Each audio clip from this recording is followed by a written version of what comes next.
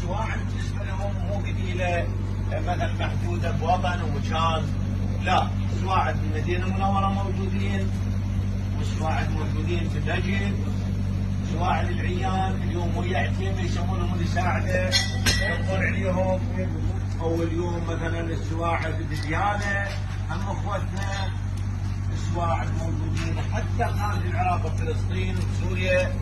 فالسواعد قبيله الحمد لله كبيره وضخمه، والسواعد قبيله لها تاريخ ايضا.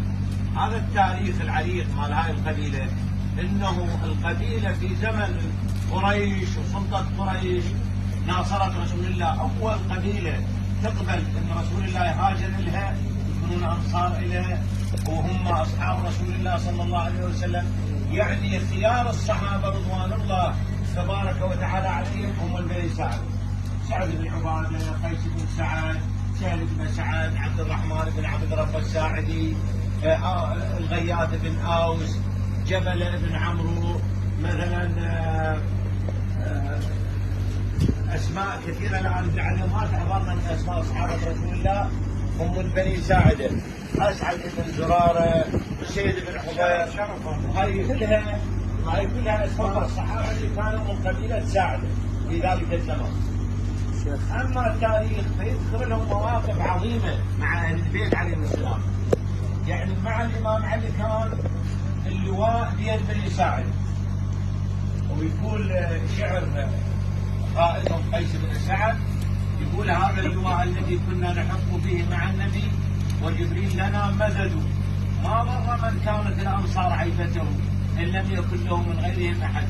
ايضا كانوا مشهورين بحمايه الجار، القبيل كل القبائل غانمه وكل القبائل على راسنا وناسنا وعمامنا وما عليها زود، لكن هذه القبيله اشتهرت بهذه الميزه حمايه الجار. سموهم العيان لان عيوا على جارهم.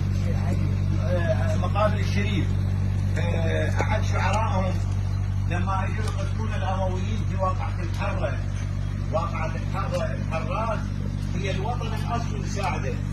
هذا الشاعر ابن حيان يقول: جينا من الحرات على نجد غازين، صارت لنا قلبانها والصحاري، ما خليناها بالمنطق الزين، خليناها بالسيوف والرماح وشباري. مو شيء هذا الشعر تاريخ، يعني هذه القبيله العظيمه، هذا الجوار مال هذه القبيله.